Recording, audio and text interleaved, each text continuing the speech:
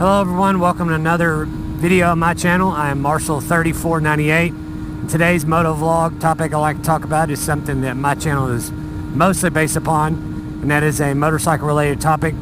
And that topic is my experience with helmets.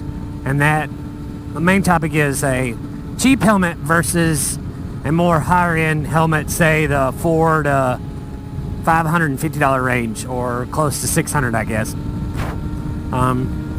From what I've always noticed too, and this is not only based upon my motorcycle riding experience, but also when I rode four-wheelers and stuff like that when I was younger, is that you don't, but you know, mainly on the motorcycle side, the four-wheeler helmets, you know, they're a totally different helmet. But from what I've heard and talked to people about full-face helmets is, versus the one I have, is they're cheaper, you know, say, you know, the ones like the Vegas and Fullers and stuff like that at the dealer. The ones that I've noticed that I've talked to people about versus the, you know, the experience I've had with my helmets is there's 3 or 4 things that the cheaper helmets just, they don't seem to do well, and or they don't do at all. And that primarily, the most thing is the cheaper helmets just don't have as high of a safety rating. You know, cheaper helmets, you can't get a cheaper helmet that is, at least I could be wrong, but from what I've seen, is you can't get a cheaper helmet that's not only DOT certified, at least in a full face, and Snell, or DOT and EC certified, you know, with both. Because, you know, you can't get really a helmet, at least not that I'm aware of, that is DOT, Snell, and EC approved. It's either Snell and DOT or DOT and EC approved. But that's the main thing. Another thing is too is the visor mechanisms. You know, they don't have real strong detents in them. They don't seem to close real hard and really seal well without whistling and stuff, especially at highway speeds. If they do have venting on them, then sometimes on the cheaper helmets, the venting is just fixed, open all the time, which is okay maybe if you live out west or something like that, where it never really gets cold except at night. You know, but I live in the southern part of the United States, and our climate changes, you know, in every season. So there's times when it's cold, you know, I'll shut all the vents on my helmet, including the chin vent, all of them. You really don't want, and I've done it before myself, by accident, like if it was warm that afternoon and kind of cool that morning, when it's cold outside, you want to be able to shut your vents. And if you can't shut them, that, you know, that makes it even colder, because if you have all this cold air in your helmet, I mean, you're cold too, that tends to kind of not be very pleasant at all. Of course, those of you who ride in the cold know that riding in the cold is not that pleasant anyway. But, you know, not having the option to turn that off is one thing. Another thing is the fabric on the inside of a full face, you know, like mid-level price. And this is, a lot of this video is based upon my experience with my particular kind of mid to upper level helmet.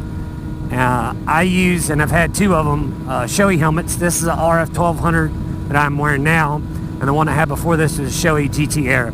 But the fabric on the inside of the more higher end helmets is just super soft and comfortable, and wicks moisture away well, and stuff like that. Plus it also it really does, it just feels nicer on your face. You know, once it's broke in, at least the Shoei helmets to me, once they're broke in, the cheek pads, you know, from new or whatever, they feel like wearing a broken pair of motorcycle riding gloves. They're just absolutely just really soft and supple, and once they're broken in, you really don't feel like you're wearing a helmet. At least my experience with my helmets anyway. And that's what you want, you know, because if the helmet is it comfortable to wear, you're not going to enjoy wearing it. You're not going to want to enjoy going riding as much, or any of that kind of stuff. It makes for an unpleasant experience. Another thing too is, you know, not only, like I said, the way the helmet seals, but, and, you know, the safety and all that stuff is they feel more premium overall. You know, all the vents, when they open, there's a strong click. They're easy to find with gloves on because they make the buttons bigger. and stuff like that, and just really easy to operate.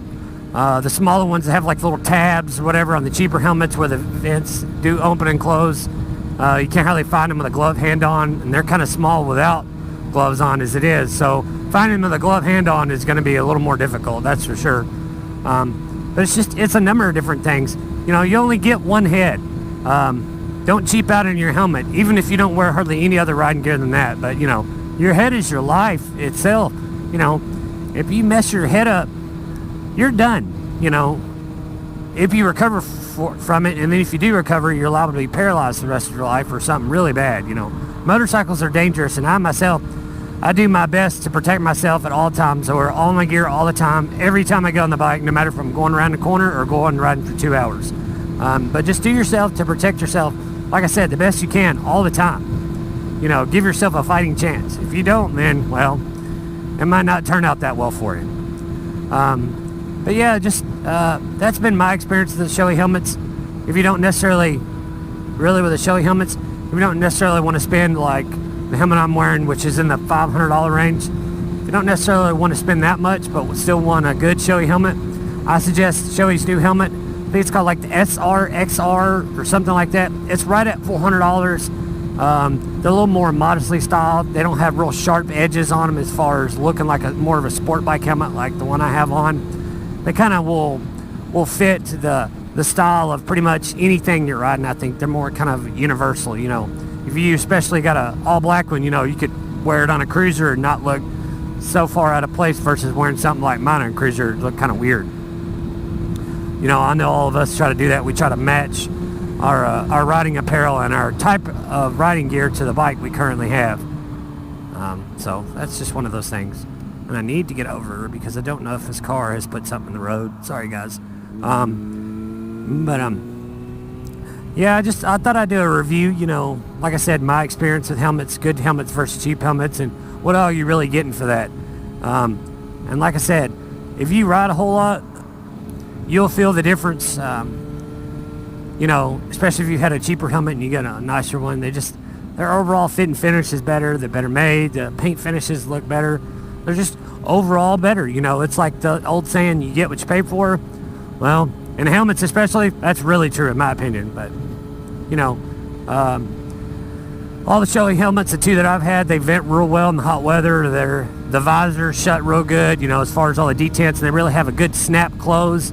The newer Shoei helmets like mine, and I think the GT Air, and maybe even the new one I was just talking about, the kind of mid-level, they actually, on the spring mechanism itself, if you pay attention, when it goes to close, it pulls the shield back and the last like detent to close, so it really seals well against the face shield and provides a good seal not only for you know, making the helmet just a little bit quieter, even though I always wear earplugs.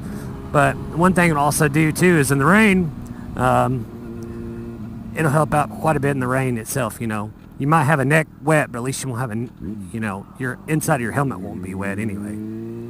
So just thought I'd do that moto vlog, y'all, today, guys, and give you kind of my 2 cents on it. By no sense am I an expert on motorcycle helmets, but I just kind of give you the rider's perspective and kind of user/customer perspective, I guess. So anyways, that's about all I got in today's vlog. If you like this video, please like, share, and subscribe.